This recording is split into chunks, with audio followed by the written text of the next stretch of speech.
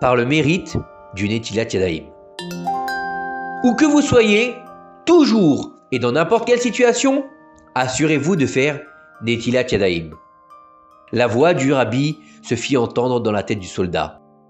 Depuis plusieurs jours, rien de comestible n'était parvenu à la bouche du soldat Reuven Goldberg. Tout cela afin de préserver l'enseignement du rabbi de Lubavitch. Reuven partit à la recherche d'eau pour se laver les mains. La période était assez compliquée.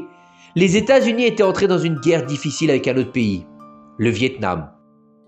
Des centaines de milliers de soldats furent envoyés sur le champ de bataille et beaucoup d'entre eux ne sont pas revenus vivants. L'un des soldats était Reuven Goldberg, un soldat juif envoyé directement sur le front de la bataille pour combattre l'ennemi cruel. Comme tout bon juif, avant d'aller à la guerre, il était allé consulter et se faire bénir par le tzaddik, Rabbi Menachem Mendel Schneerson, celui qu'on appelle le rabbi de Lubavitch. Le soldat entra dans le bureau du rabbi et commença à lui parler. Le rabbi le bénit et l'encouragea beaucoup. Et quand il se tourna pour quitter la pièce, le rabbi lui dit une phrase qui l'accompagnerait tout au long des combats. Où que vous soyez, toujours et dans n'importe quelle situation, assurez-vous de vous laver les mains avant de manger. Reuven sortit de son entretien, fortifié et plein de courage. Mais cette phrase n'a pas cessé de le déranger. Pourquoi le rabbi m'a-t-il commandé d'observer particulièrement le commandement de se laver les mains avant de manger? Pourquoi le rabbi ne m'a-t-il pas recommandé d'être vigilant sur les prières ou les tfilines ou peut-être le repas de Shabbat? Pourquoi le lavage des mains? Cette question resta sans réponse dans l'esprit de Reuven et Reuven fut envoyé sur le champ de bataille. Les combats ont été extrêmement durs, les conditions météorologiques dans le pays étaient rudes, de très fortes pluies sont tombées sans arrêt pendant plusieurs jours, des vents extrêmement forts soufflaient constamment, et lorsque la pluie et les vents ont cessé, de fortes chaleurs ont prévalu dans le pays. La chaleur d'un sirocco a perturbé et assoiffé les pauvres soldats. En plus de toutes ces difficultés, les troupes américaines ont été choquées de constater que les troupes ennemies n'étaient pas stupides du tout. Au contraire, ils ont réussi à surprendre les troupes américaines à maintes reprises parce qu'ils connaissaient bien la région. Reuven, comme tous ses amis, était déjà épuisé et fatigué des jours consécutifs de combat. L'approvisionnement en équipement et en nourriture est également très pauvre. De nombreux avions de ravitaillement de l'armée américaine se sont écrasés en cours de route et donc beaucoup de troupes n'avaient plus à manger et plus d'armes. Une fois, lorsque les vivres sont arrivés, elles ont été réparties par ration entre les soldats et on leur donna alors de faire une petite pause afin de reprendre des forces. Certains soldats se sont cachés dans les tranchées qu'ils avaient creusées dans le sol, d'autres se sont cachés dans les montagnes. Reuven, notre soldat juif, s'est assis sous la chaleur intense, bien qu'il se repose des combats féroces. Il ne peut rien manger. Le pain qu'il a en sa possession peut être très bon et très consistant, mais il n'y a pas d'eau pour se laver les mains. Et même à cet instant, l'instruction du rabbi résonne dans sa tête. Et il n'est pas prêt à manger sans faire Netilat Yadayim sur ses mains. Ainsi, les jours se sont suivis pour lui. Reuven a commencé à naviguer dans son imagination vers un passé pas très lointain avant que ne commence la guerre.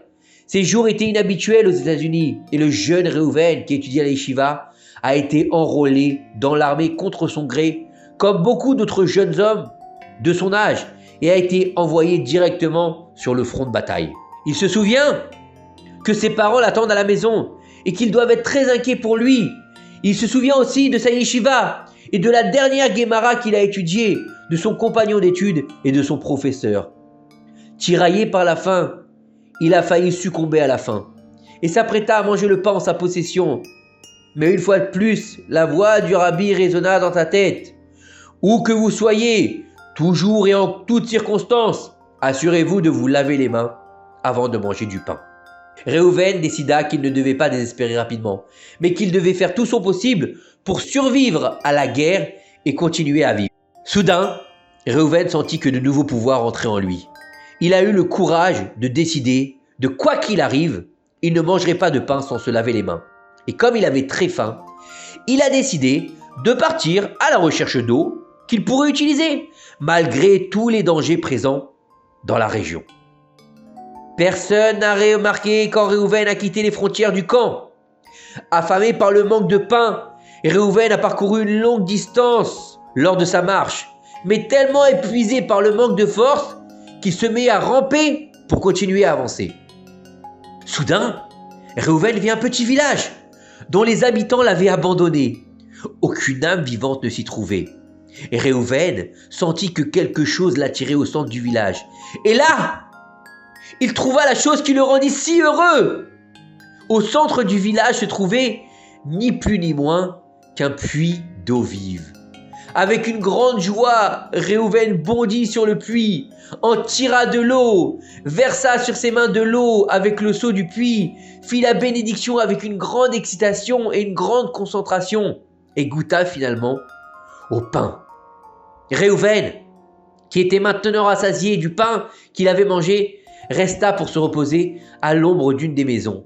Et à cause de sa fatigue et de son épuisement, il ne remarque pas qu'un escadron d'avions passait juste au-dessus de sa tête.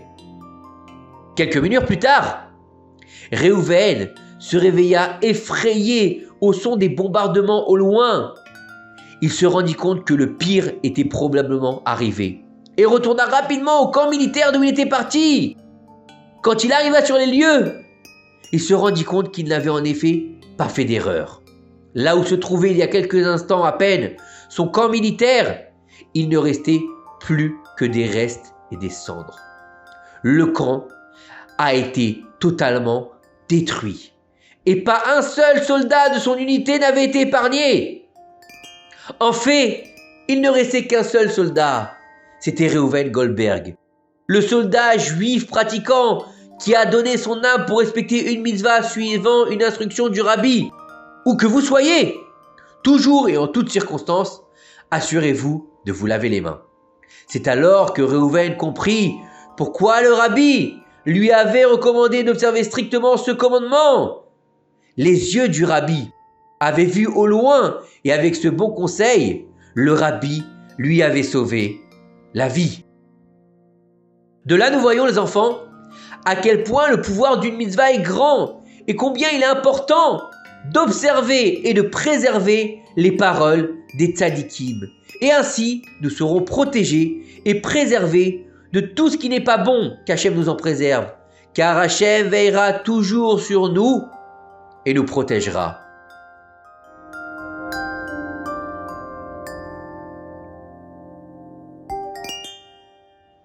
Maintenant, chers enfants, il est temps de faire Shema Israël tous ensemble.